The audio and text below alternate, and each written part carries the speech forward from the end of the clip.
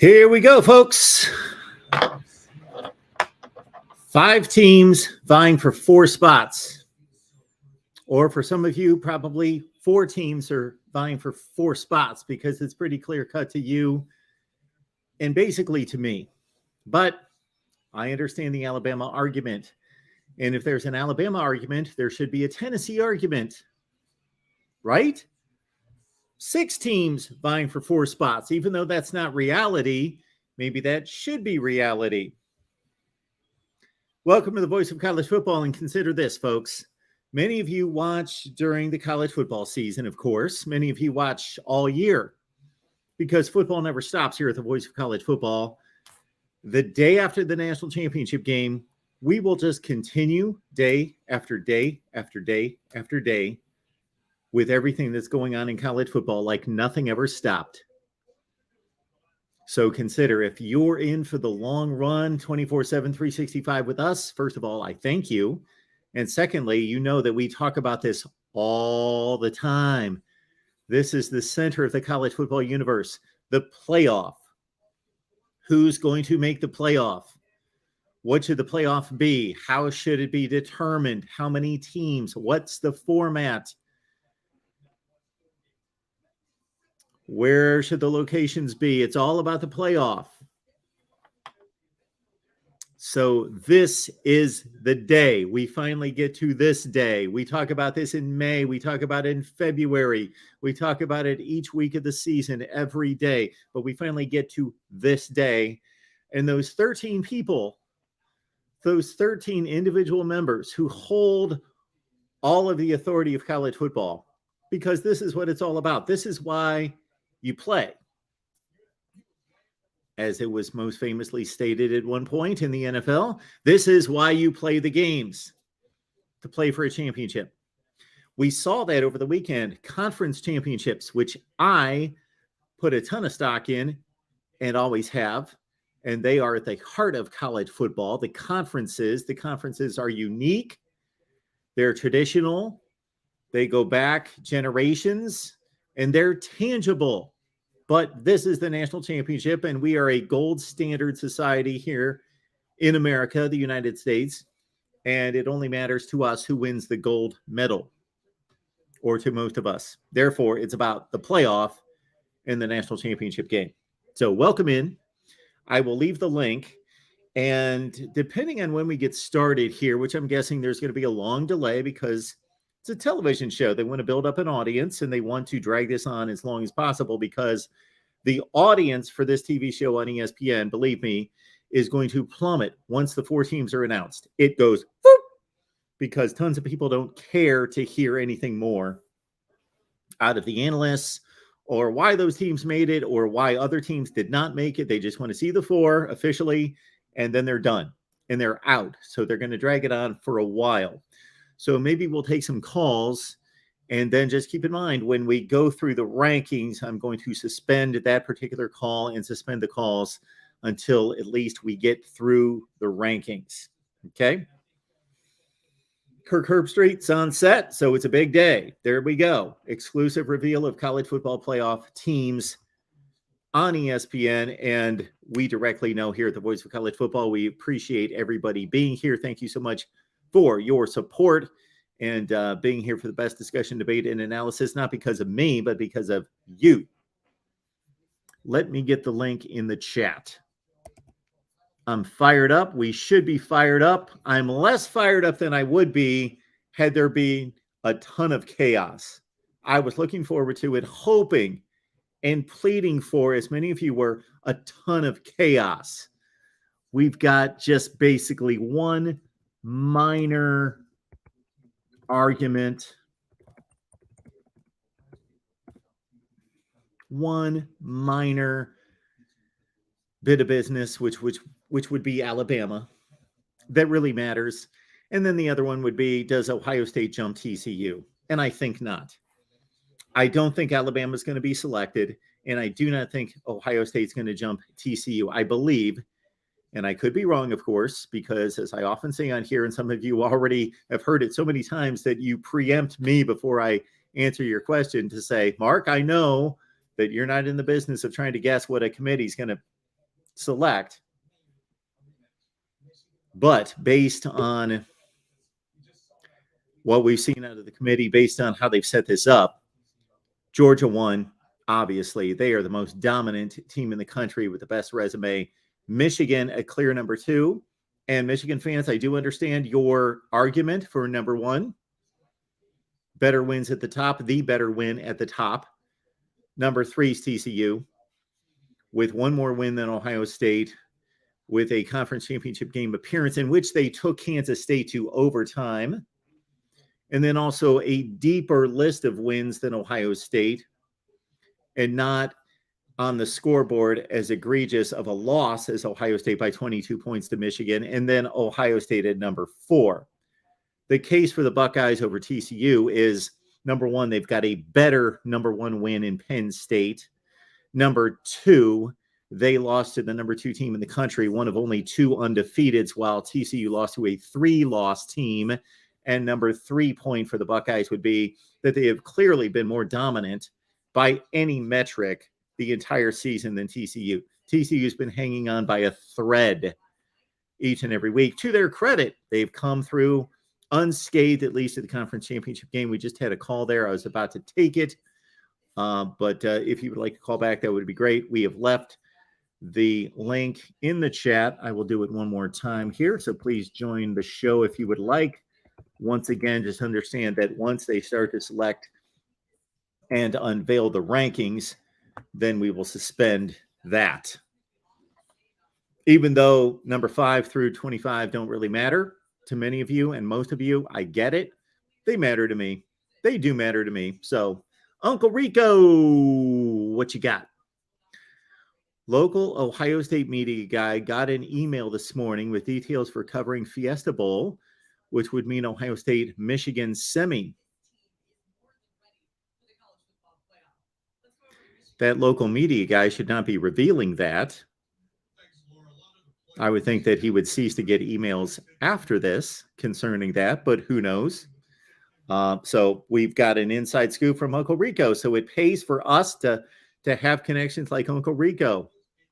Because I got to tell you guys that I think you all tell that I'm busting my tail as much as I can to cover the sport of college football. But I'm not a big insider guy, because basically the insider guys are phenomenal at what they do. But once they release their information, everybody else knows within 5 minutes. So why be an insider guy if you're doing what I'm doing? So thank you so much for the tip there, Uncle Rico. That means it would be Michigan at 2 and Ohio State at 3. How about that? Because there is a debate that could be waged between whether fans, whether you and I would like to see Ohio State and Michigan and then the matchup between TCU and Georgia, which would guarantee that either Michigan or Ohio State would play Georgia. We're going to assume a Georgia win. We shouldn't, but we will for a second. Or whether the thought is Ohio State just got blasted by Michigan. That was Ohio State's last game. Michigan has played since, but it's Ohio State's last game. We don't want to see them play Michigan again. They really need to earn it against somebody else before they play Michigan. But what is the easier path to a national championship? Well, it would appear to be whomever would get to play TCU. And so that's either going to be Michigan at 2 versus 3, or that's going to be Georgia at 1 versus 4. Uncle Rico, we appreciate you. Thank you so much for the heads up.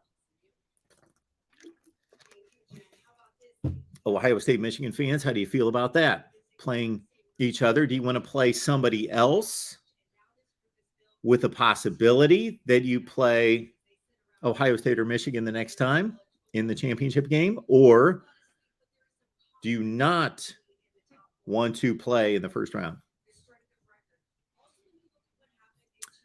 Jared, number 1, number 2, number 3, number 4. So this would be Jared's top 4 teams, I believe. Jared's top 4 teams of all time or during the college football playoff era. The 2020 Bama team, number 1. Number 2 is the 15 Bama team. The number 3 team is Bama in 2009. And number 4 is just Bama. Bama anytime.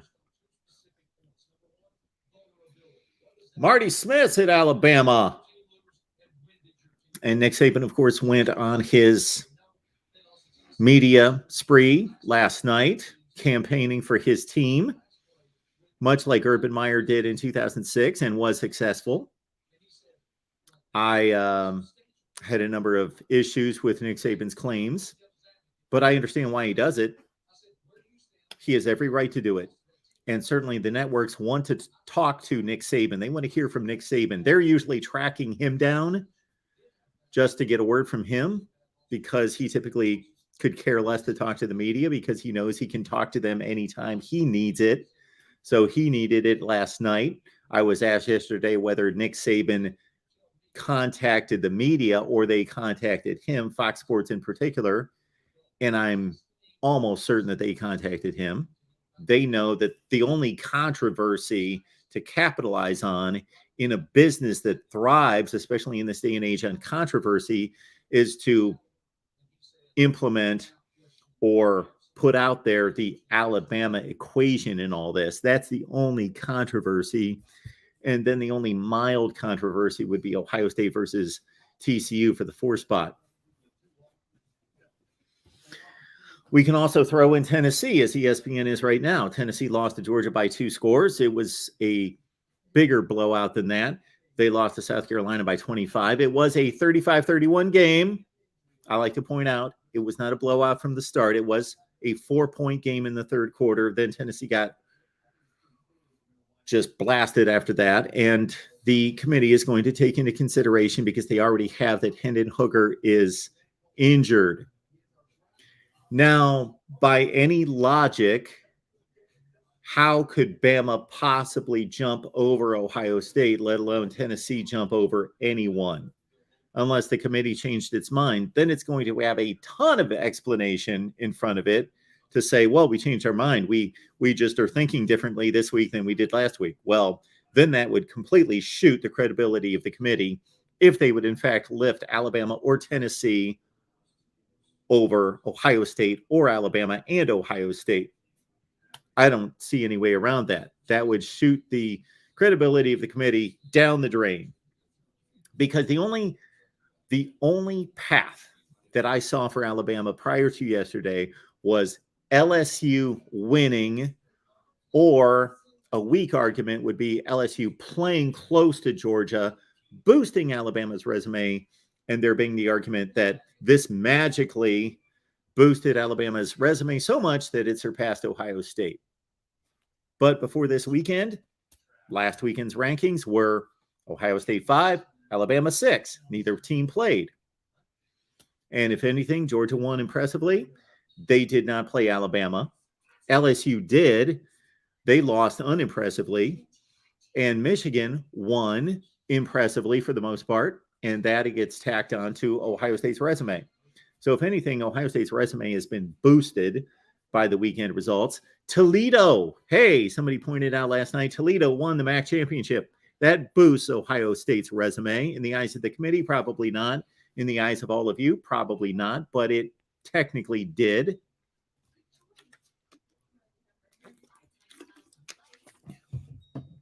We're in commercial, folks. If anybody wants to join, the link is in the live chat a few different times. I will leave it one more time.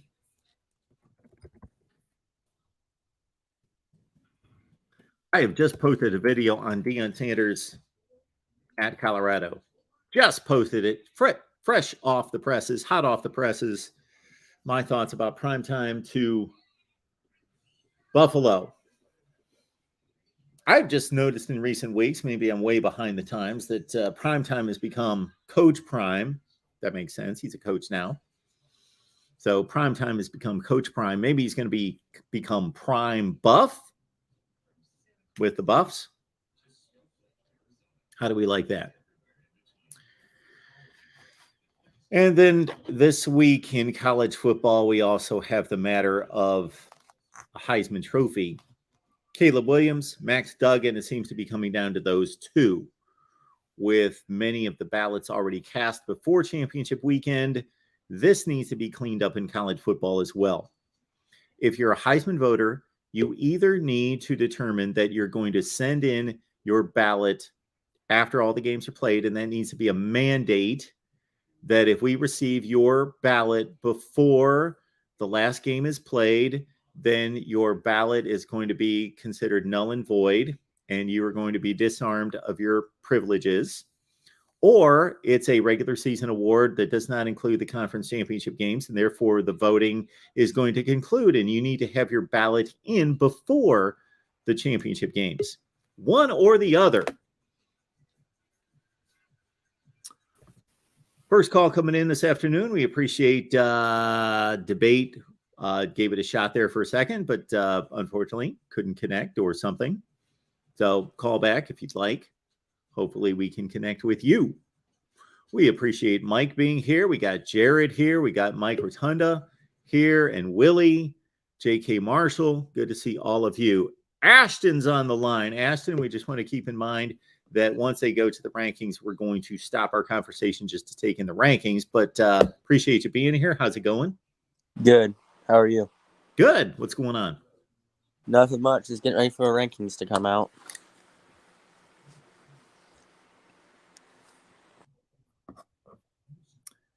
All right.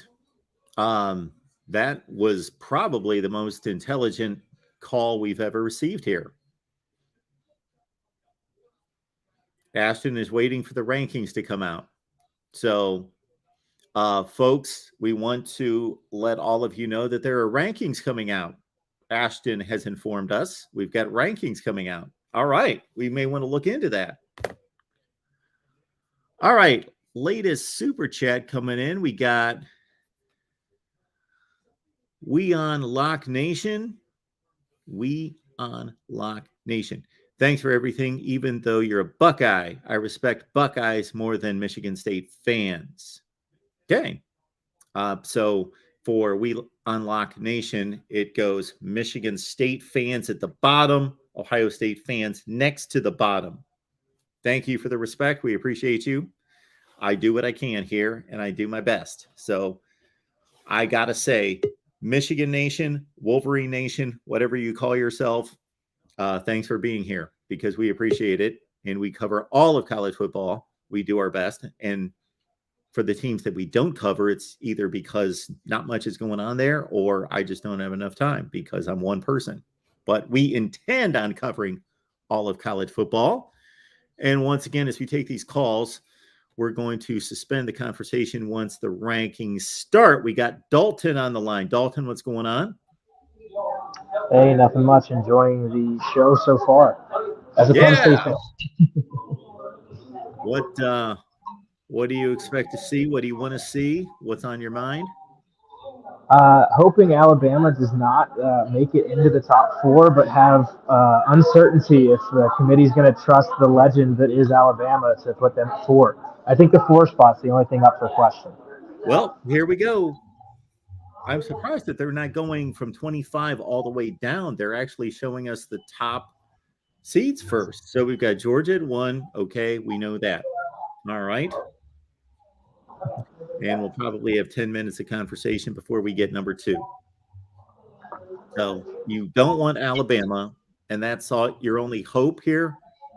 Your only wish? I think it is, but it's like who is 4 then? I think it's TCU because of how they lost in overtime, but I think we've earned the right to see an outside Power 5 conference in that 4 spot. Outside the Power 5? Who would that be? Michigan at 2. In the 4 spot, that'd be TCU, correct? Well, they're a Power 5 conference team. I guess they are. Well, then I'd like to see TCU there either way. Yeah, I don't think we're going to see Tulane elevated to number 4. So Michigan's at number 2. And now this is the only drama right here, 3 and 4, unless Alabama gets some kind of bump.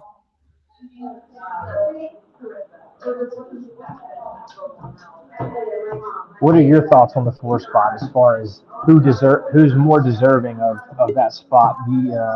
If they didn't play or they did play a conference championship game?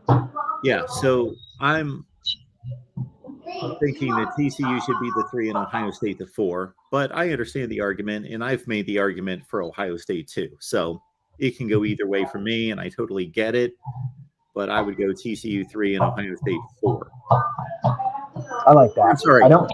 TCU 3, Ohio State 4. Yeah, I don't want to see the Allen or the Ohio State Michigan rematch. No, I really don't want to see that either unless it's earned by both teams. I'd agree with that for sure. With Ohio State not playing this past weekend and Michigan blowing them out on their home turf, I don't know. Yep. We got TCU at 3. I like that. I think if you play and lose a close battle in a conference championship, you deserve to still be in the conversation. Yeah. To me, that's only one part of the resume. So I think everybody gets wrapped up in what happened the last game, but it's a complete season, or should be a complete evaluation for the entire season. And I've come out with a list of why Ohio State can be argued to be number 3 instead of 4, but I still believe that TCU overall has just a slightly better resume. Sure, and I like that they're in the conversation, so I'm excited to see them play. Yeah, Michigan, TCU, and then here at number 4, hopefully we get it here. This is the drama of the whole deal, whether Alabama is going to somehow eclipse Ohio State, which would be impossible and moronic because they didn't play. Nobody played, so how could you possibly jump a team that you didn't play or neither team played? So this has to be Ohio State. And then the rest the way you just described it's a no-brainer. Yeah. I don't know if you heard me say a few minutes ago, the only way that I could see Alabama jumping Ohio State would have been if LSU would have beaten Georgia, because that would have boosted Alabama's resume. But that didn't happen. Yep. No, I agree. So it's got to be Ohio State. Here's hoping. As a Big Ten fan, here's hoping. All right. We're going to keep talking, and we'll finally get it at some point. I'm sure they've got it. They're just their TV ratings are going to plummet as soon as that number 4 goes up there. There it is. Ohio State's at number 4. There it is. Love it. There's the drama. Complete 4. I'm happy. Well, thanks for calling, Dalton. Do you have anything else for us? That's it. Thanks for having me. Cool. Thanks for taking us through the rankings. All right, Dalton, thank you so much for that. Now we might as well continue on, and we'll just keep our eye on the rest of the top 25 if anybody cares about that, which, again, I do, but I understand people that don't. Hey, Rob, how's it going? Hey, how you doing, Mark? I'm doing well. Yeah, I haven't been on in a little while because I had some things going on, but about this conversation for 1 through 4, and I think it's funny we talk about teams that don't play, and there was a tweet that I forget who put it out. They were basically almost mocking Ohio State for not playing, and they're like, way to go, you get blown out by 22 at home, and then you just sit on the sidelines and get in the college football playoffs anyway for not playing. And I'm not knocking Ohio State. I think they are probably one of the top 4 to 6 teams in the country. But it's funny because like you look at USC, I think if they don't get blown out by the way that they do against Utah, there's more legit conversation that they shouldn't have dropped out of the top 4. It's unfortunate that I think USC had a really good team this year, and I'm not a USC fan. I'm a Notre Dame fan, but they had a really good team this year, and they kind of blew it against Utah. For some reason, they can't play Utah. Their only 2 losses are to Utah, and of course, Caleb Williams getting hurt certainly derailed that game more than it would have been otherwise. But I just think it's funny that USC was like incredibly penalized for, I don't know how far they're going to drop, but yeah, and I'm not saying Ohio State doesn't deserve to be in. They're certainly more deserving than Alabama. I mean, all the people talking about Alabama being in, I think it's hilarious because, who have they beat? First of all, Texas, and who cares? They're like what, 4 plays from 4 losses or something like that. I mean, they just didn't have a good. You can argue that they're 2 plays away from being undefeated, and they're 2 or 3 plays away from having 4 losses. Yep. Right. And either way, I mean, this is not the 2020 Alabama team. This is the 2022 Alabama team, which is clearly not up to that caliber. So, yeah, they definitely didn't. I don't think they deserve to be number 6, honestly. I think they were ranked too high. Yeah. Oh, they're 5 now, right? So, yeah. But yeah, they didn't deserve to be that high, anyways. But whatever. I think that's the Alabama, brand name carrying them a little bit. Yeah. But anyways, what do you think about that Clemson game with Cade Klubnik finally starting? Do you think, why do you think it took Dabo so long to make that change? No, I'm sorry, he didn't start, but I mean he's gonna start the Orange Bowl though. Yeah, so I had the game on, but I wasn't paying that much attention to it. So I guess he played well. I saw the final score, and again, I had it on a laptop, but I wasn't paying that much attention. I know that DJ was faltering, and at some point in the second quarter, he got benched.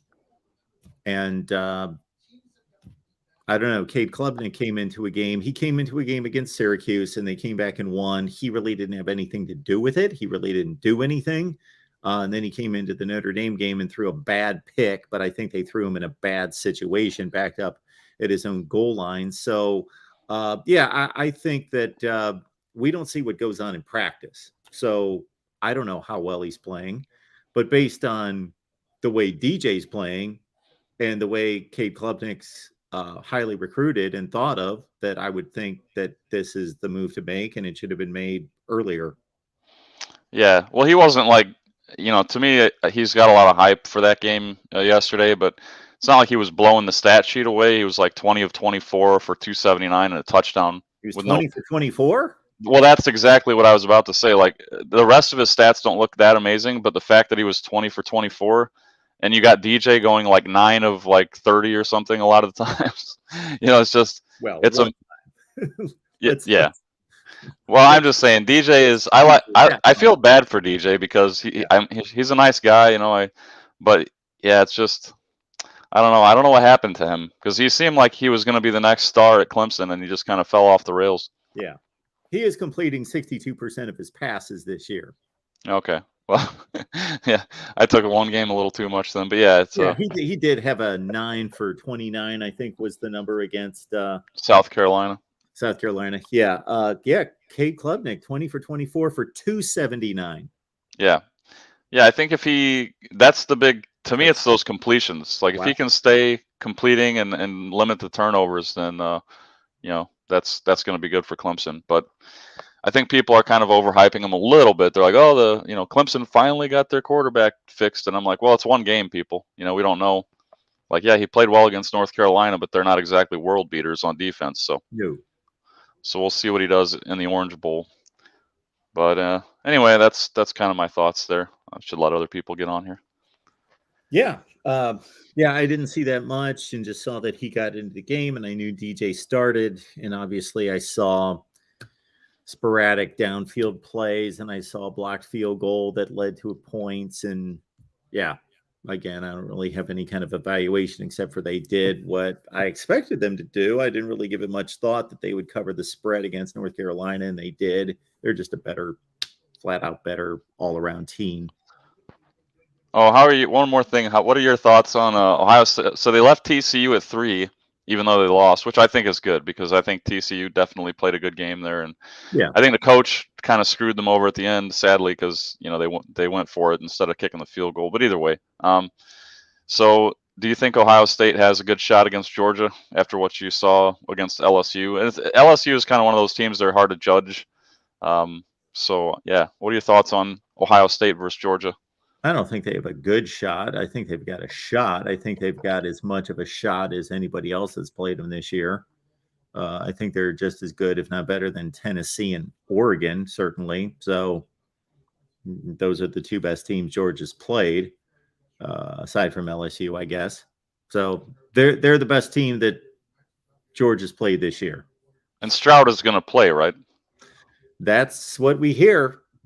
Okay. All right. Well, good luck to you, Mark. Hope your Buckeyes perform well. Thanks, Rob. I appreciate it. Yep, no problem. Thanks for having me. Yeah, have a good one. Yeah, somebody had mentioned, and I'm sure there are Buckeye fans out there that don't want to be in the playoff because they're fearful that Ohio State's going to get blown out, and maybe they will. If Ohio State plays like they did against Michigan and Maryland and Northwestern, which I don't believe it's going to be like 37 degrees and sleet and 50-mile-an-hour winds at the Mercedes-Benz Stadium. So I think that's probably out of the question. But Ohio State's going to have to man up in this game against Georgia. I think it's good for them. It's good for them. So they're either going to man up and win the game or be competitive, or they're going to lose 45-17. Sad Saban. I always enjoy these people that come up with these kind of, what are these called? Mock accounts, fake accounts, whatever they are. Not thinking of the right term. They're basically, anyway. Sad Saban here. You got any more playoff spots available? Well, in 2 years. And Nick Saban is all for the expansion. All for the expansion, which his teams didn't need expansion except for this year. And 2019 would have helped. There's Sad Saban again. Did you know that Bryce Young was injured? Yes, we know that Bryce Young was injured. We also know that Quinn Ewers was injured in the Texas game against Alabama. And Alabama may have lost that game. And I know, Sad Saban, that you very much know that. So, Sad Saban, yes, Nick is going to be not a jolly St. Nick for Christmas this year. What is it? It's going to be the Sugar Bowl for Nick in Kansas State, that game. Sad Saban, did you see how well we played against Austin Peay? You know what? Maybe that information didn't get to the committee. Maybe they missed that information. Possibly. All right, next call coming up here. We got DeAndre and BG. What's up, Mark? Let me turn down the TV, man. My fault. No worries. What's going on? Hey, man. First off, I didn't get a chance to talk to you last night, so I want to address the DJ and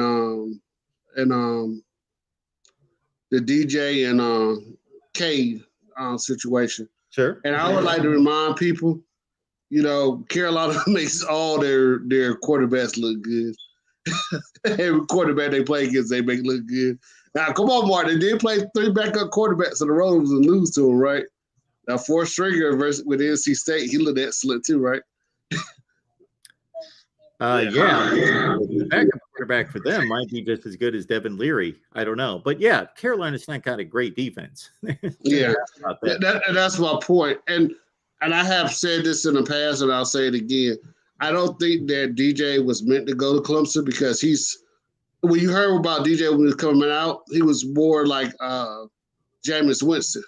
Jameis Winston is not a running quarterback. I mean, Clemson's more, even with Kelly Bryant, has thrived where they had athletic type quarterback.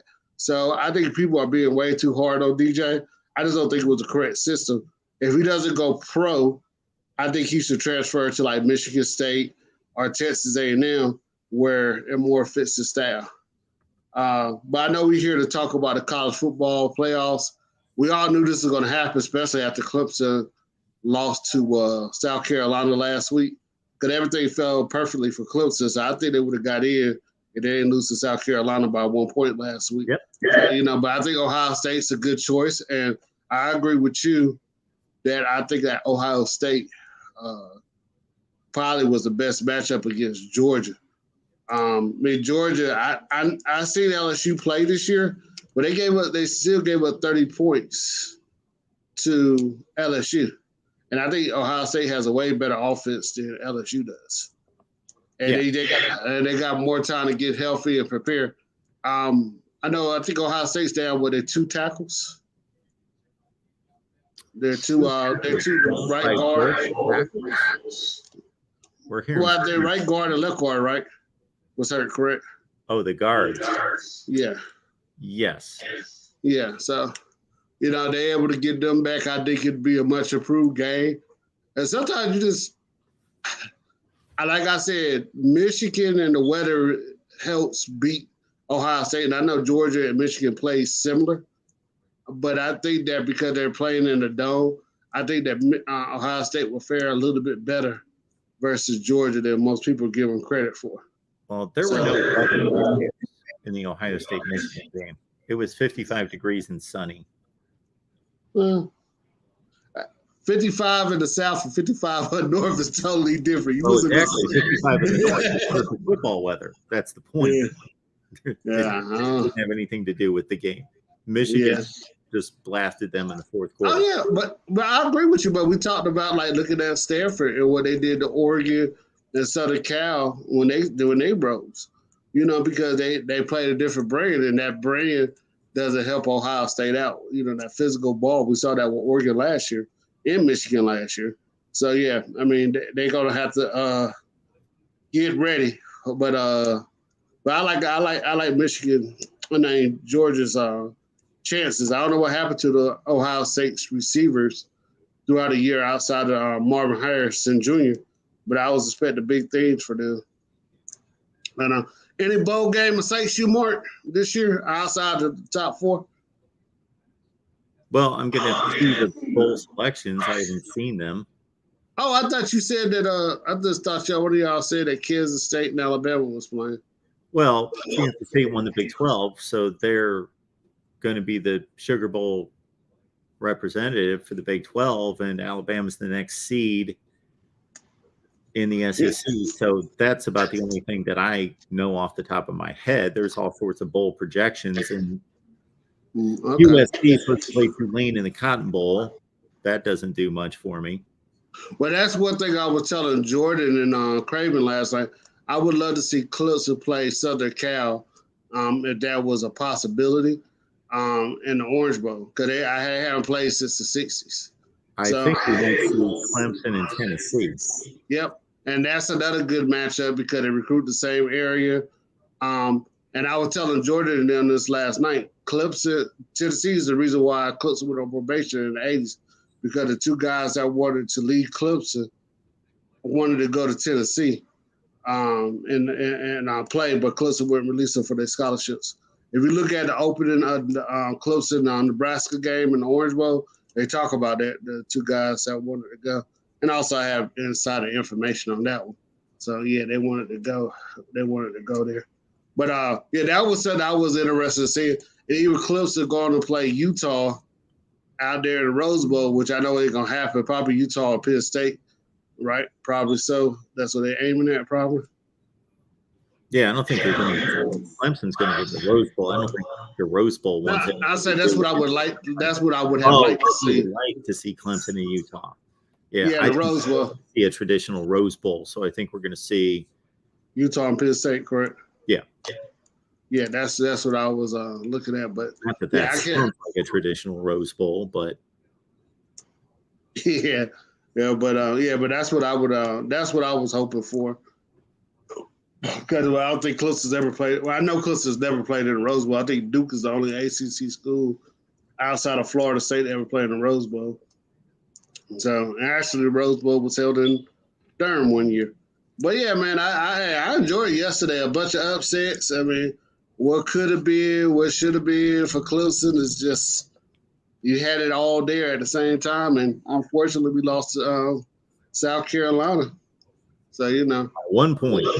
What's up? Yeah, but at one point, but it happens. You should have stopped him. Like I said, I don't blame DJ for everything that happened in that game, but Better special teams would have done it. oh yeah, that punter, he was supposed to be the best punter coming out of the country for Clemson, and just terrible. And I don't know why they ran that play at 9 and when it was up 16-7. So yeah, man, it's just it is what it is. You accept it and you move on.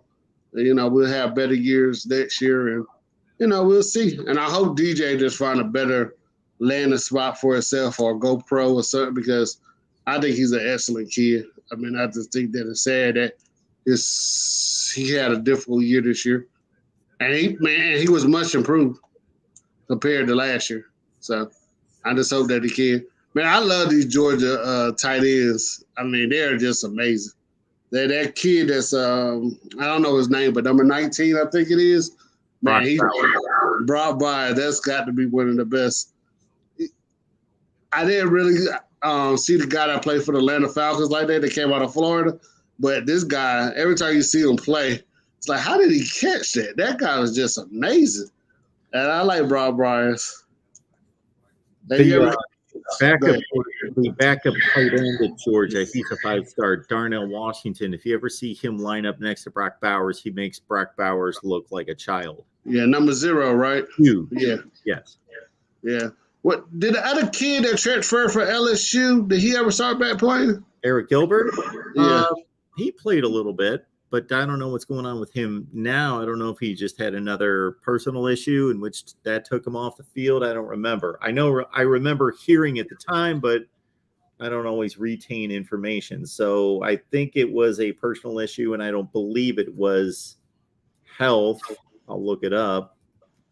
Eric Gilbert, yeah. Yeah.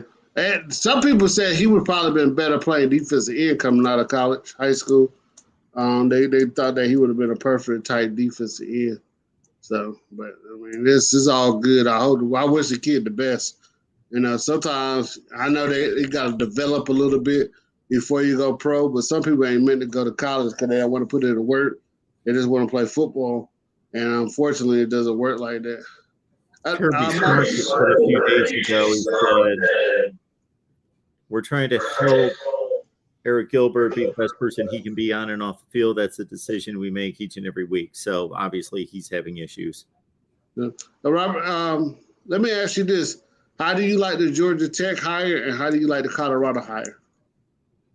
Well, I think the Colorado hire is phenomenal. I think it's great. I think they might as well go for broke and try to make a splash, make a name for themselves. They get ignored. Nobody pays attention to their football program.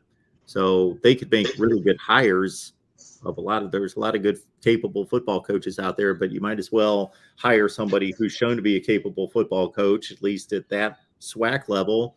And that also is going to make people take notice. And then you can also make inroads in the transfer portal and in recruiting with Dion. I think it's a great hire. Now, it may not turn out because he's not proven, but they're Colorado. They don't have that much to lose at this point, just to be bad for another 3 years and then get rid of him. Right. And also on top of that, like you said, everybody know who he is. You're bringing in swag and stuff like that. So I think it's a great hire. Now my problem with the Georgia Tech hire, I thought they should have went after Shaw, and they might have. I don't know nothing about it, but I thought Shaw for Stanford would have been a perfect pick for them. But I mean, this guy did get them motivated and improve their team. So they did what was best for their program. But I think Shaw would have been a better hire. Yeah, out of all the interim coaches that were selected, meaning Jim Leonard at Wisconsin and Mickey Joseph at Nebraska and Brent Key, he was the one guy that proved enough. And they played so much better with him as the head coach, and he even lost Jeff Sims for most of that time. And then just think about, and so I think that's a good hire. And I also believe that based on the way David Shaw sounds, he doesn't sound like he's ready to coach immediately. No. It sounds like he's ready to say goodbye forever, or at least take some time off. Now, the interesting thing about Nebraska is, can you imagine if Nebraska would have elevated Mickey Joseph to head coach? Yeah. They'd have one heck of a scandal on their hands right now. Yeah. My question about Nebraska and their hiring practices. Yeah. I don't understand how they're hiring these like they fired Frost and they could have waited a certain amount of time. And then they who was the guy they paid all the rough their new coach all that money for him to and Carolina Panthers are not on the hook for none of the money. So I couldn't understand those type of what they were doing with their program. That makes sense. Like, I couldn't understand like why they didn't save money by waiting 2 weeks to fire Scott Frost, and then because it was worth it. That situation was so bad, so toxic, so stale.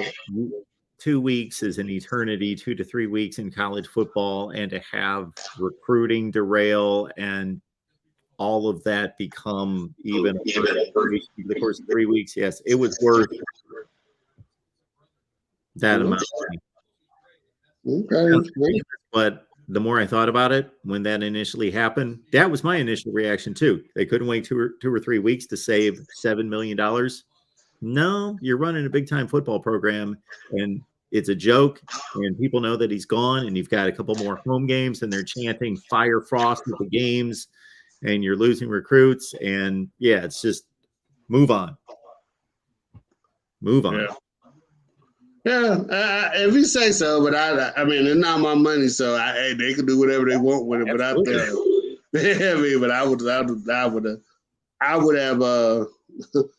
have saved the money. But hey, more power to them. But yeah, I can't wait for them to announce the bowl things, man. I really think Michigan. I don't know what the opening line is, and I'm online right now. But I think Michigan's gonna run TCU out the building. Really? Yeah. You disagree? I have no thought that I would think TCU is going to stay in this game. Okay. I don't know. What's staying in the game? Less than 10 points? Yeah, something in that. You know, if it's a 10 to 14 point game in the second half, that's staying in the game. The game's still in doubt. The game's still being played. It's still competitive. Sure. Yeah, I think it'll be 14 plus, but I also said that about Southern Cal and Utah, and we saw what happened with that one. So, well, yeah, I'm not saying it's not going to be plus 14 at the end of the game, but no, I'm talking about. I said I had picked. Yeah, I'm talking about this game. I'm not saying that Michigan's not going to win by more than 14. I'm just saying that I believe it's still to be a game in the fourth quarter. Okay, I'll go with that. Whether that's 31-17 with 10 minutes left, to me, that's still a game because there's still plenty of time to score twice. Right. Who do you think will win the Heisman now, Mark? Caleb Williams. You think so? I think if Max Duggan would have won that game, not that it was his fault, but if he would have won that game yesterday, I think that it would be more interesting, except for the idiotic Heisman process. So I'm going to go on a rant here for a second. Either tell these voters you need to wait until all the games are played, or we're taking your ballots and we are burning them. You either need to watch all the games and let all the games and for the entire season to play out, and then you vote, or we're taking your vote away from you and you are never voting on the Heisman again. That's what I would do. Or it's a regular season, meaning not conference championship award, and we need to have your vote in before the conference championship games, and we don't count the conference championship games. One or the other. Why did we just leave it up to people to send their ballot in whenever they want? There are ballots that come in like 2 or 3 games left in the season. I would immediately rip it up, shred it, done. You're not voting. You're not part of this process anymore. Right. It's just when I first moved to Connecticut and listened to New York sports radio and realized that there were two guys in New York sports radio at the time. One of them's on ESPN right now, Chris Russo, who knows nothing about college football, that has a Heisman vote. That's when I thought, okay, this is when I have little respect for this process, because I know that there are people that vote for the Heisman that don't know anything about college football. Right. Let people vote that know what they're talking about and follow the game. Right. I agree with you. I don't know when the Heisman started being about who's on the best winning team, because you could be a great player and be on a sorry team. If that makes sense. I mean, yeah, you're just the best player in America. Yeah, I mean, yes. Sure, you could technically be on a 6-6 team. Yeah, and the rest of your team just suck. And I never. That's one thing I never. I remember when I think it was Jay Brocker out of Alabama back in '92. Oh, Jay. I think he was on a Heisman thing, and I was like, "How? He don't do nothing except for hand the ball off to those running backs." But some reason he was up there, and I'm like, "Why?" I mean, I don't think he threw for 1,000 yards that year. He might have, but I mean, well, I think he had a better year than you think he did. Wow, for real, I wasn't impressed with him. You might be right. 14 touchdowns and 6 picks comes to mind. Let's see how close I am on this. 14 touchdowns and 5 picks his senior season. Well, Mark, back then, he threw the ball. Yeah, back then he was at 62% completion percentage. Back then, that was really high. 62%. He threw for 2,000 yards, 14 touchdowns, and 5 picks his senior season. Okay. I still wasn't impressed with him. I mean, he was on the best team, I guess. Back then, this is not today. And you got to consider, if he played for a national championship team today, he wouldn't be playing in 12 games. He'd play in 15 games. So those stats are compiled over 15 games today, not 12. So he would have thrown another 3 touchdown passes, 3 to 4 touchdown passes. He would have thrown for another 500 yards, 2,500 yards. I'm just saying that you got to take into consideration his statistics against the era. Okay, I'll go with that. I'm not saying he had some kind of great season. I'm not saying that he had some kind of great season. I totally get your point. Yeah, I just never. I think the Heisman was like one of the most overrated awards there is currently. I mean, back in the day, you saw Salam win it. I could see that dude really powered his team into winning. But some of those other guys, I'd be like, I don't know about him. I mean, Gino Torretta, I think he was a good quarterback at Miami at that time. I think he won it. I don't think he was the best player in the country that year. Well, I don't think he was the best player in the country, because I don't think that the quarterback is always the best player in the country. It's a quarterback award. Yeah, I think back when we were coming up, I think more people put more effort into running back award when we were growing up. Yeah, good. I think who won it when we was younger? Receiver Desmond Howard won it, correct? Yes. Yeah, but he returned kicks and stuff. Yeah. Tim Brown might have won the Heisman Trophy. Yeah. I bet he caught 25 passes that year. Yeah. You're probably right. But yeah, sometimes the best player don't always win it. Because I think what did Hugh Green have in the year that he almost won it? Like 25 sacks or something like that? Tim Brown caught 39 passes the year he won the Heisman. Wow. 3 touchdowns. Well, he had 4 touchdowns from scrimmage, and he had 3 punt return touchdowns. So he had scored 7 touchdowns. Who are you talking about, Hugh Green? Yeah. I don't know if they're going to have his stats on here. Yeah, they don't have his sack stats. I don't know. Brock, I'll let you go, but I got one more quick question for you. Sure. I remember Chuck Long, but obviously because of cable, you really didn't see him play like that. Was he really good, or why didn't he work out in the pros? Well, he was really good in college. Yeah, he was almost won the Heisman Trophy. So, yeah, he was really good.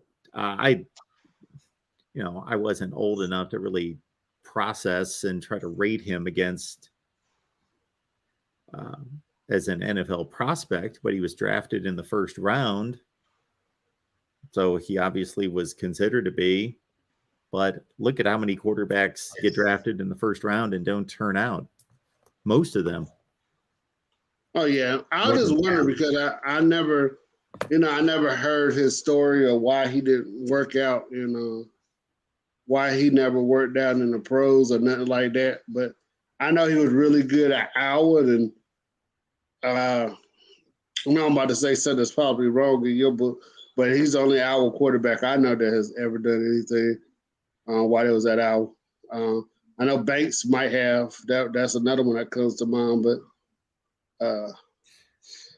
well, he's the best Iowa quarterback of all time. But there have been Iowa quarterbacks who have done better in the NFL. That have played a little bit. Right. Not much, but have done something in the NFL in the last 15 years. Yeah. Right. According to this site, Hugh Green had 53 sacks in college in his career, but I can't see. It doesn't say how many he had per season. Right. All right, Mark, man, I'll catch you later. Enjoy your Sunday. I can't wait to discuss the bowl games with you. I don't really care about who's playing in the what's it called. I can't wait till they go to 12 teams in 2 years because I really think this system is majorly fraud right now. Well, the next system is going to be pretty much the same. Just going to have more teams. Still going to be 13 people deciding who goes to the playoff. Yeah.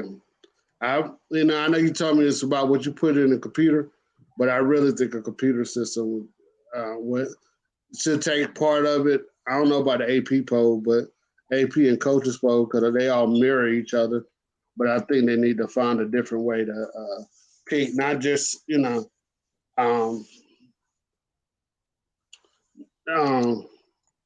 know you put stuff for schedule and all of that, but everybody, I agree with you, what you said one time. Everybody need to play 10 teams.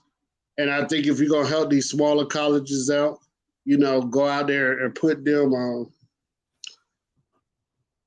How do you put it? You put them in, like maybe you play that spring game with them, give them a boatload of money, and then everybody plays somebody in another conference and stuff like that.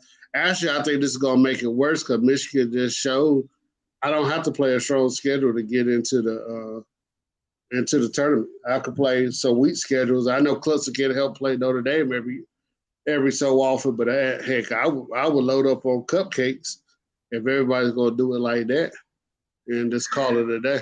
I know some people are going to be like, well, Clemson already plays cupcake. I've heard this recommendation about this spring game, and I get it, but if Clemson played a spring game against the Citadel, number one, how many Clemson players are going to play in that game? How many of the top players are going to play in that game? How seriously is anyone going to take it? Are people going to watch the game? It's not going to count against Clemson.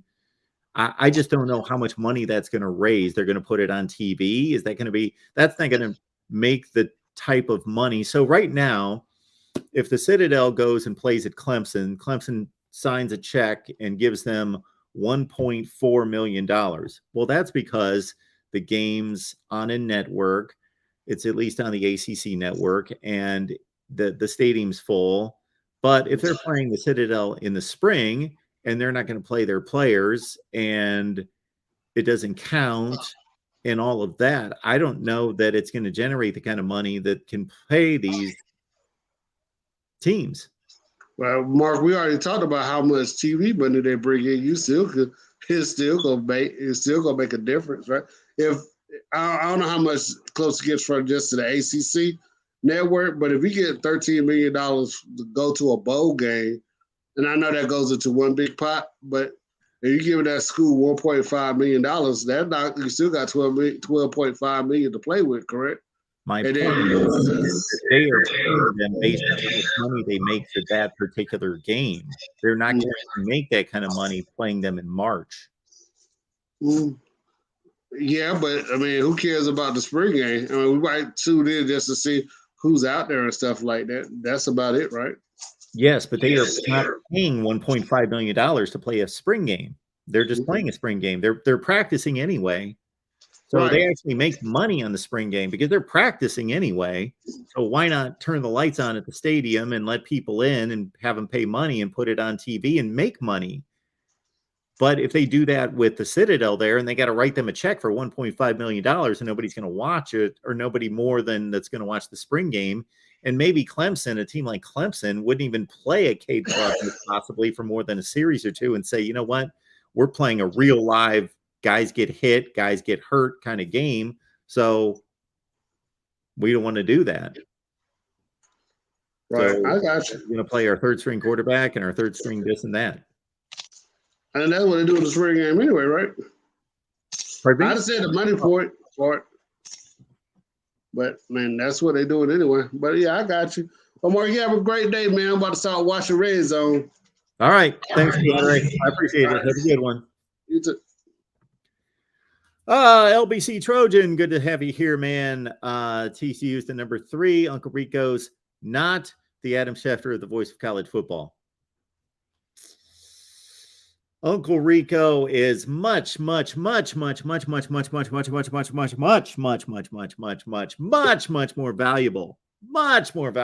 than Adam Schefter ever could be in any such way. So we value Uncle Rico far beyond Adam Schefter. No knock on Adam Schefter, of course. I'm sure he's a fine person. Never met him. Passed him in the hall a bunch of times, but never met the man that I can remember. Tide Guy, how you doing? Hey, how we doing today? I am doing just fine. What's going on? What's on your mind? Hey, I wanted to call in because of the last caller. Because we discussed this a couple times in our Discord about the spring game playing an FCS team. Yeah. The way I said would be cool and it would work is use the FCS spring football instead of winter football. And teams like Alabama and that would play one of them and pay them. Now, I know you said, where's the money coming from? But you look at some of the – and I know Alabama is different than a lot of schools, but occasionally Alabama on the norm gets over 70,000 people to go to the spring game. We're just stupid. So, we go to any football there is. But Alabama, Clemson, Ohio State get 70, 90,000 people, Georgia at a spring game. Sure, there's those teams. So if we just charge people $20 to get into their school for coming in. Now, I do agree with you. It's not going to be a great game, but as well as I do, probably 80% of your fans on here, we're going to watch it just because football. And I watch it for scouting purposes. I don't consider it football. I don't consider it watching a real game when I watch a spring game, but I watch it just because I feel obligated to.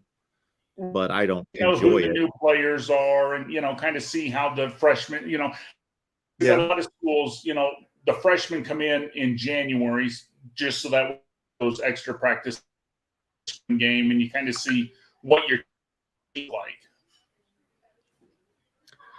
Well, I don't discount all that. And when I question the money aspect of it, I don't know. I'm just conjecturing. I don't know all the facets involved in how much money is made and where that money comes from. I just know that when Alabama plays UT Chattanooga in September or November, that it's a regularly scheduled game. They sell tickets just like they do any other game.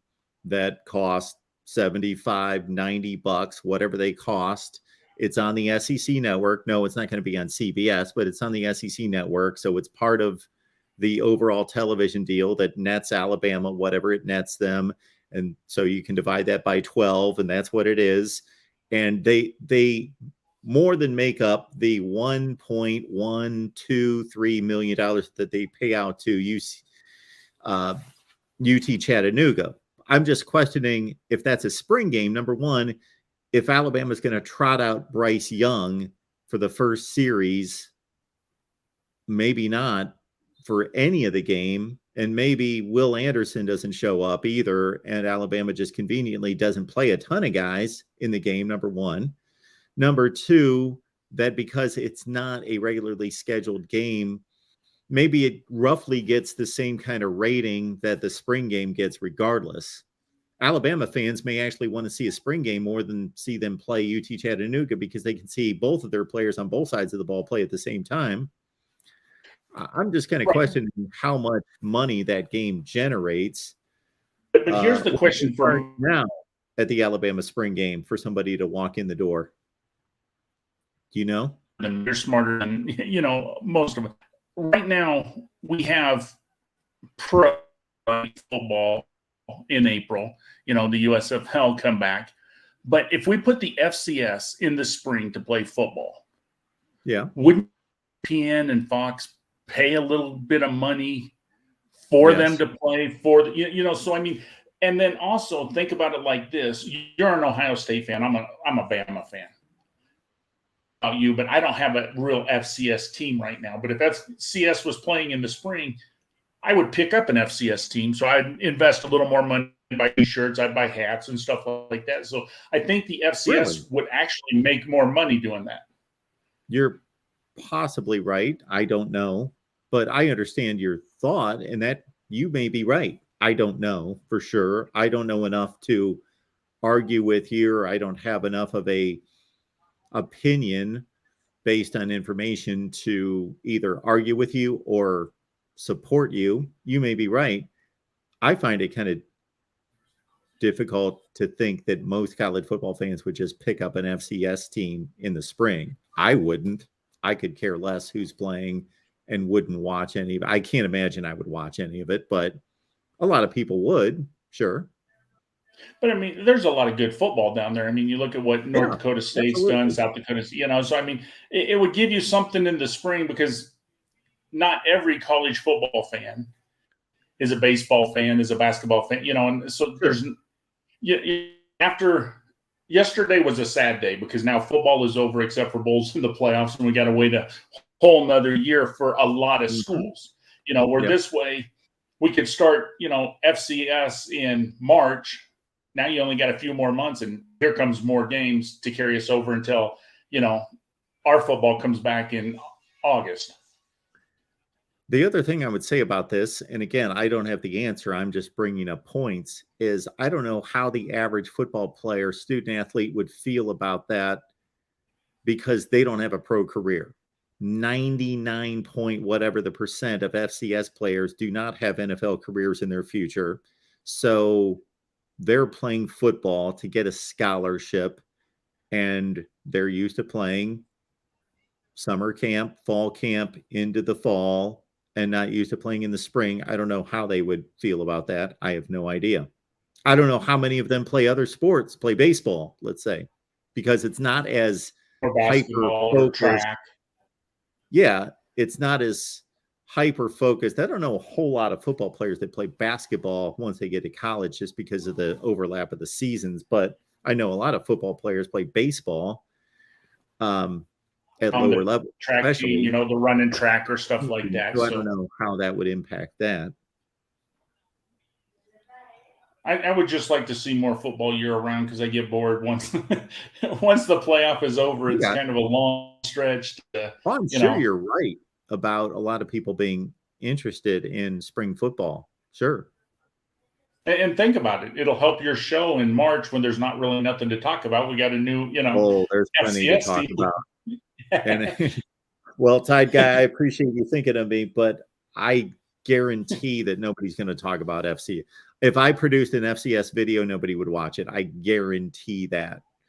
Nobody would watch it. Nobody would care. They would rather have me talk about Ohio State in March or Alabama or whomever and talk about, I got more than enough to talk about all year, every day. There's enough transfer portal, enough recruiting, enough coaches hirings and firings and all the different lists and all of that. There's actually more to talk about, I think, in the off season than there is during the season. Oh yeah, because like next week we get to start talking about all the recruits that are going to be signed here. Yep. Because signing day is right upon us. So. Yep. But no, I just wanted to call in and kind of tell you, my take on, if we did a spring game against an FCS, I know, a lot of the small programs would have trouble getting 20, 30,000 people to a game. But like you said, the Georgias, the Clemsons, Ohio State, Bama, we're going to have the fans there no matter what. So, I mean, we could afford to pay them. And to your point, a lot of people would rather see a real football game than see just a glorified practice. Right. On the other hand, however, I think we've gotten to a point with the television coverage of the spring game is that finally the TV networks wised up to what this actually is. So for years, they used to televise these games like they were real games and they were boring as hell. Now, what they've done in the last few years is actually treat it like a TV show. They go on the field and they talk to the coach and they make it about the team. They give you a production of Clemson football in 2022, and the what's going on the field is kind of secondary to them presenting this is what Clemson's going to be in 2022, and it's much more interesting, at least to me. Right, because a lot of times, I mean, it's not even a game, the way some of them play, they don't even, play it even like a game, and like you said, a lot of times Herb Street and them will go to Alabama and they'll be standing right next to Saban and get his take on, this and that. And that's cool because, you get the insight from Saban on what he thinks of the players and, who's, coming in and this and that. So, but it's just kind of boring, like you said, even being a Bama fan and watching it, it's cool because I learned stuff, but that's not a game, so it's not as fun. All right, Tide Guy. Hey, thanks for having me. Hey, you have thanks a great for day. coming on. I appreciate it. You too. All right, bye. All right, Ferris. Appreciate you being here, Ferris, as always. You know that. Wow. An all Big Ten final. Okay. Buckeye Mike's here. Buckeye Mike, what's going on? How you doing today, Mark? I'm good. How are you? Oh, tired because I was up too late, but doing all right. Were you up as late as I was? 6 a.m. this morning, Mark. You stayed up till 6? Mm-hmm. Okay, I only stayed up till about 4:30, 4:45. What time were you up, though? I just woke up like an hour ago. I was up at 8, so like I like to tell your buddy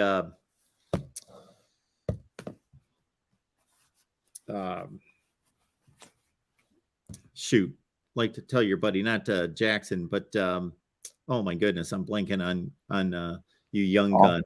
Like to tell your buddies. Pardon me? Austin or Jeffrey? Jeffrey. Like I like to tell Jeffrey when he complains about being tired, I'm like, come on, you're too young to be tired.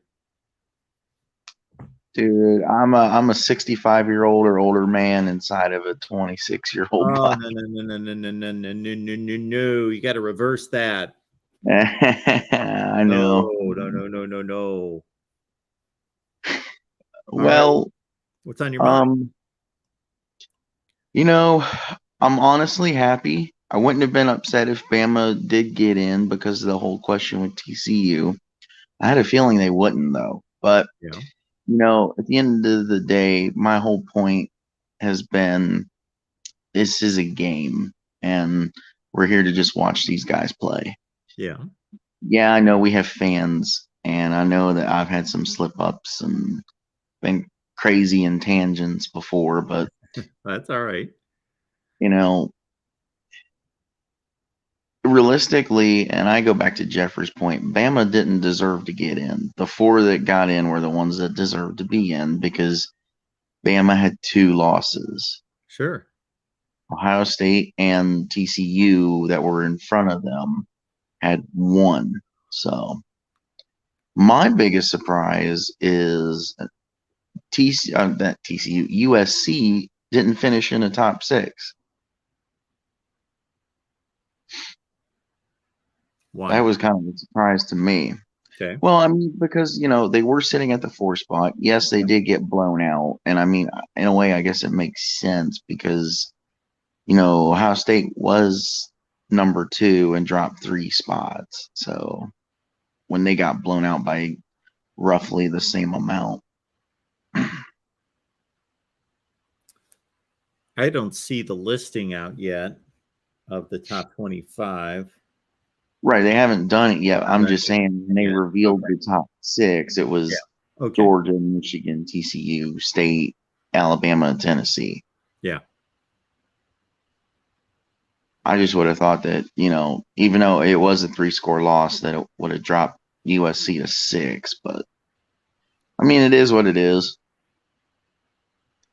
And, I'm looking forward to the playoff game. We have a chance. Everybody has a chance. But I'm going in with the expectation of we're going to lose. But, if we win, hey, it's great. We beat Georgia. But I have a feeling it's going to be Michigan, Georgia all over again for the whole thing, realistically speaking. Yeah, it looks like it. They're going to be heavy favorites. Well, I'll take a guess at this. I'm going to say Georgia's going to be a touchdown favorite, and Michigan's probably going to be an 8 or 9 point favorite. You're all on the mark because your chat has said Georgia's a 7, Michigan's a 9. There we go. So, yeah, I can usually guess a point spread. which, I mean, it makes sense because, yes, it's more than 3 points for the Georgia Ohio State, but in my mind, Georgia being a 7 almost is the committee saying, or not the committee, but the odds maker saying that, that game is more or less a toss up. Now, if the point spread was like 10 or more in Georgia's favor, then I would say they think that Ohio State has no chance. Well, if our handicapper, odds maker guy, Steve Merrill, knows what he's talking about, which he certainly does. He's been doing this for like 35 years. Before that Michigan game, Ohio State and Alabama would have been favored against anybody in the country, and Georgia right there as well. So it might have been more like a pick'em game, or Ohio State a slight favorite against Georgia before the Michigan game. That makes sense.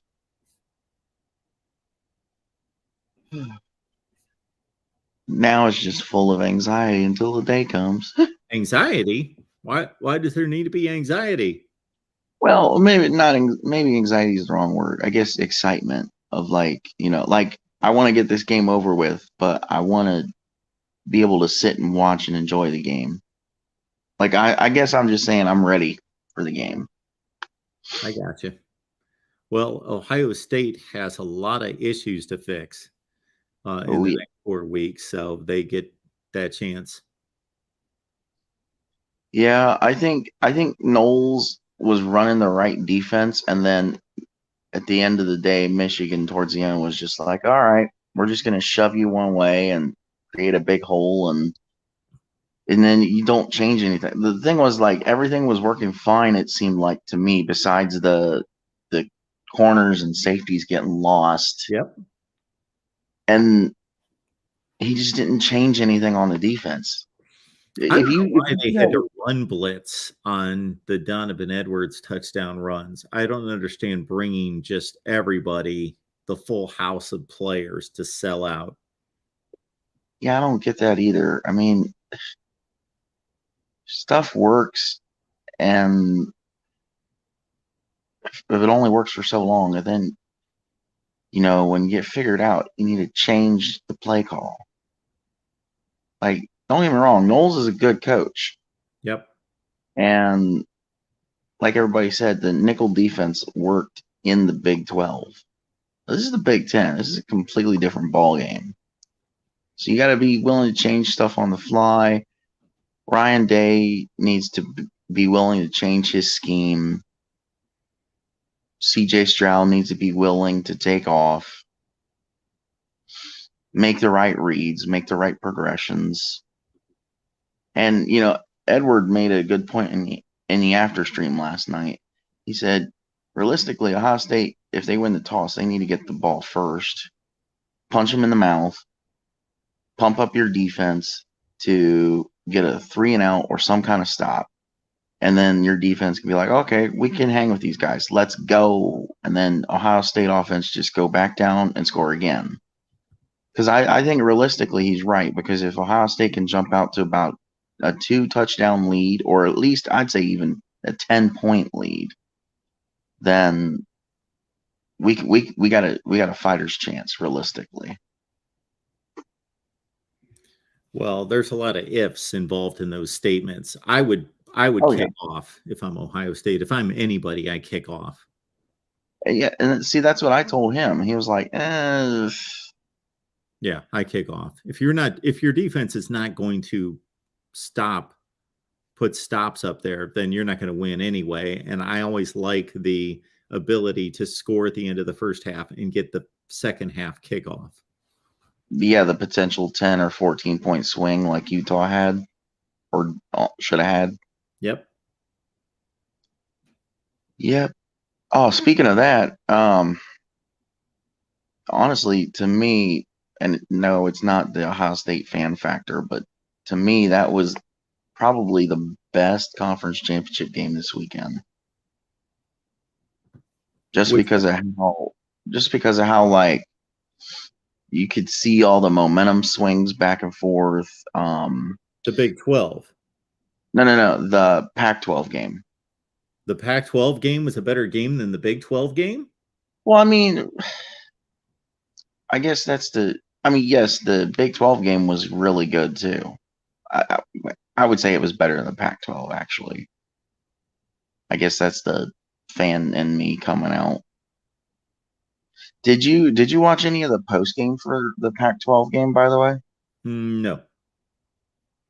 It was funny because I watched some of the Fox post game coverage, and when they finally brought Whittingham on, he looked right in the camera and he said, "You're welcome, Coach." He said that to who? The way everybody's been talking, it was directed to Ryan Day. Oh, okay. Because they beat USC and USC needed to go down for us to get in. But yeah. All right, Mark. Well, I'm still kind of tired, and appreciate you got you being here. people on, so All right. have a good one. Good day. Thanks. All right. Yes. 25-year-olds telling me they're tired. Jeez, come on now. All right. Sad Saban. Well, I guess I better go fire some assistants. When does Alabama fire assistants? I don't think they really do. When is the last time Alabama fired an assistant? They usually have the assistants leave, don't they? They go get better jobs. I think. Maybe an Alabama fan can tell me, when is the last time Saban fired an assistant? I'm sure it hasn't been that long, but still, it seems as though they fire less than other coaches do. There's DeAndre. He wanted to call in, which he did, and he still sent us $2, $1.99 as a super chat. So if we can get into that groove, that would be phenomenal too. Thank you for that, DeAndre. Erica's here.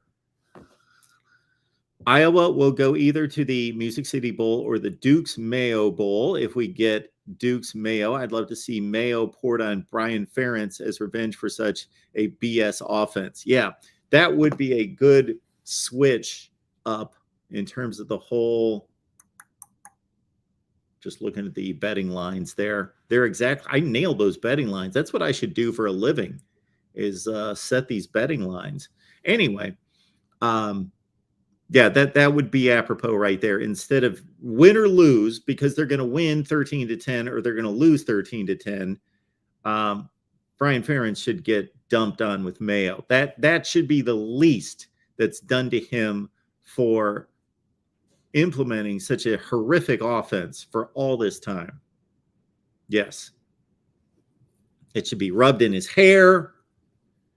Can you imagine trying to get that crap out of your hair? I'm sure whoever gets dumped on, and it was Shane Beamer last year, probably spilled like mayonnaise for a week.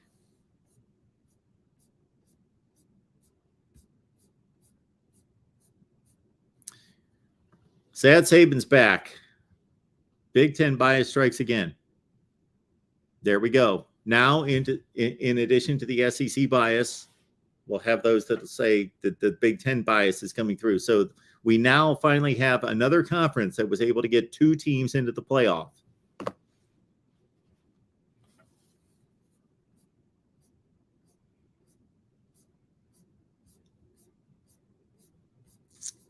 Any other super chats? I don't believe so. Yes, we do. Yes, we do. We get Vandy Dandy. He's here. Vandy Dandy, had you had a complete season like you did the first couple of weeks of November or mid-November, then who knows? You look like a playoff team for 2 weeks. Vandy Dandy.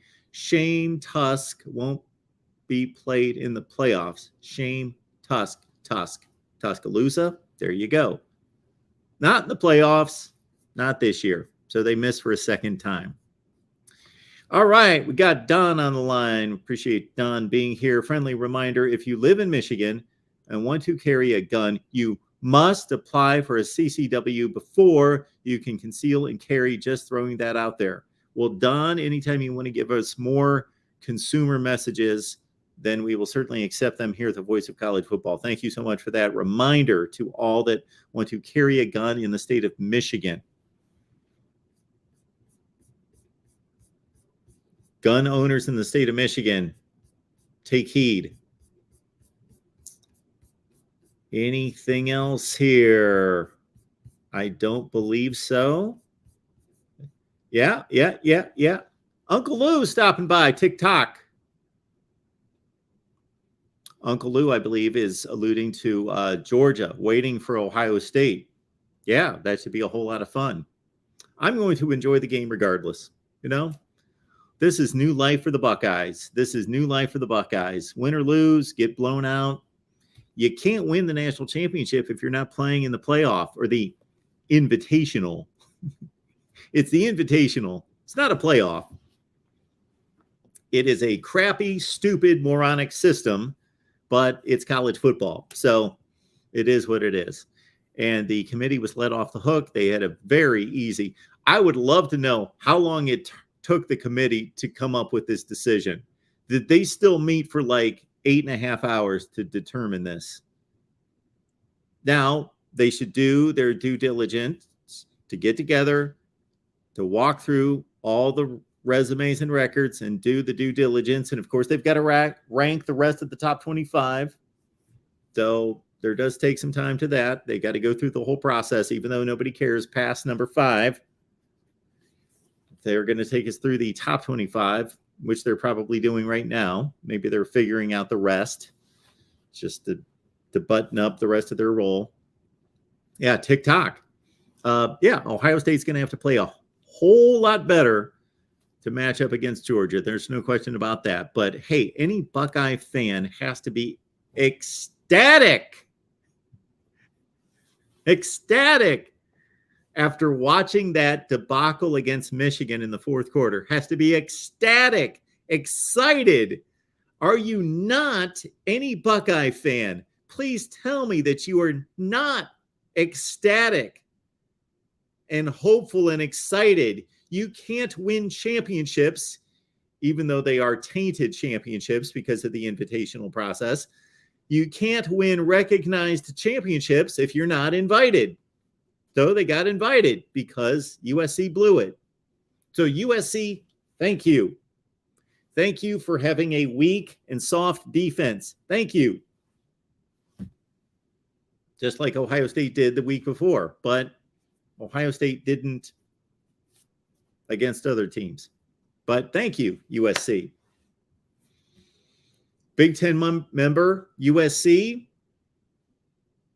So that is basically USC tipping its cap to the rest of the Big Ten, saying, we are a new member of the Big Ten. We are one of your brethren. We are going to help you out. Help out a brother is what the SEC did there, or what USC did. Erica coming back here. Big Ten bias thoughts. That's a fallacy. There is no Big Ten bias here. Of course, there is no Big Ten bias. I understand the whole Ohio State backed in. Who else was going to go? Who has a better resume? The answer is no one. They have the best resume on the table. They have the best resume in America after the first three. It's not even close. It's not debatable. They've got the best resume. That's what it is. Here we have largest regular season loss by eventual playoff team. And shoot. Hey. Notre Dame lost by 24 points to Clemson in the ACC championship game, 34-10. Georgia got annihilated by Auburn. Remember that one well. I believe that was 40-17, 2017. So Georgia made it. And Georgia got blasted by Alabama in 2021 by 17. So Georgia's gotten blasted twice. Boat raced, as they like to say. I would like to know where that term came from. Boat raced. Two teams are having a boat race. Anyway, so Alabama's, no, I guess it was Auburn one time, crushed Georgia. So Georgia's had two blowout losses and still made the field, and Notre Dame and now Ohio State with more than a 3-touchdown loss. Now, there have been other teams that have lost by closer scores, but to worse teams. In 2014, Ohio State lost to a 7-6 Virginia Tech team. They made the playoff. In 2015, Michigan State lost to a 5-7 Nebraska team. They made it. I think those are worse losses, losing to worse teams, than losing to Michigan and Auburn and Alabama when they're top 5 teams in the country. Even if you get blown out by 3 touchdowns, those are better losses than losing to 5-7 Nebraska. Oklahoma in 2015 lost to 5-7 Oklahoma. 2016, any bad losses there? Washington lost by a couple touchdowns to USC, but USC was really good. 2017, bad losses. 2017, can't come up with any there. Oklahoma probably lost to Kansas State because that's who they always lose to, or they lost to Iowa State. So they lost to a marginal team, decent team. 2018, Clemson, Alabama were undefeated. Oklahoma lost again in 2018. They probably again lost to Kansas State. The other playoff team in 2018 was Notre Dame. They were undefeated. 2019, bad loss. 3 of the teams were undefeated, and Oklahoma again had 1 loss. So in 2017, 18, and 19, Oklahoma had 1 loss, and they lost to Iowa State or Kansas State. 2020, Alabama and Ohio State were undefeated. Clemson had lost to Notre Dame, and Notre Dame lost to Clemson in the rematch in the conference championship game. And then here in 2021, of course, Cincinnati was undefeated. Georgia lost to Bama. Bama lost to Texas A&M. Michigan lost to Michigan State. So no bad losses last year. And then here in 2022, no bad losses. Ohio State lost to Michigan. TCU lost to Kansas State. Okay. So in terms of losing to bad teams, that is all Ohio State in 2014 losing to a marginal Virginia Tech team. And in 2015, Oklahoma and Michigan State losing to 5-7 teams. Now that's a bad loss. That's a bad loss. Sad Saban coming back here with Alex Grinch that saved Christmas. Sad Saban, just ripping off the one-liners. Erica coming back here. No, I meant the committee, not you. I understand that. I understand that.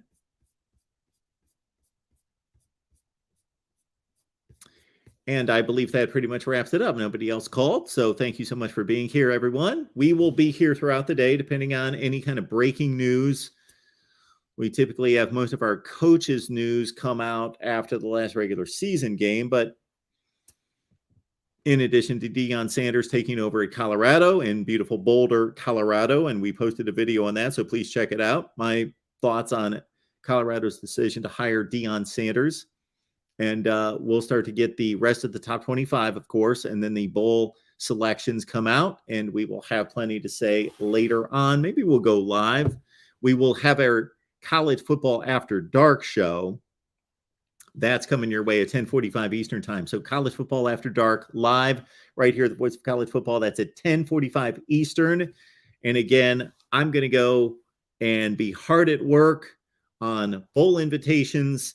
There are commits out there and transfer portal news and possible coaching news as well.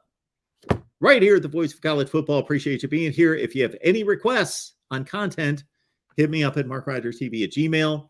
If you would like to sponsor, if you have connection to a business that would like to sponsor us here at the Voice of College Football, we certainly can let you know how we can benefit you. Hit me up again at MarkRogersTV at Gmail. All right, that should do it, folks. Appreciate you being here. It was a fun time. It's Georgia 1, Michigan 2, TCU 3, Ohio State 4. So we've got a rematch of the 1992 Citrus Bowl between Ohio State and Georgia at 1 and 4, and we've got Michigan and TCU playing for the first time ever. Playing for the first time in my lifetime, I know that much. All right, we will enjoy it, and we will preview it ad nauseum for all of you. So we will see you very soon right here at the Voice of College Football.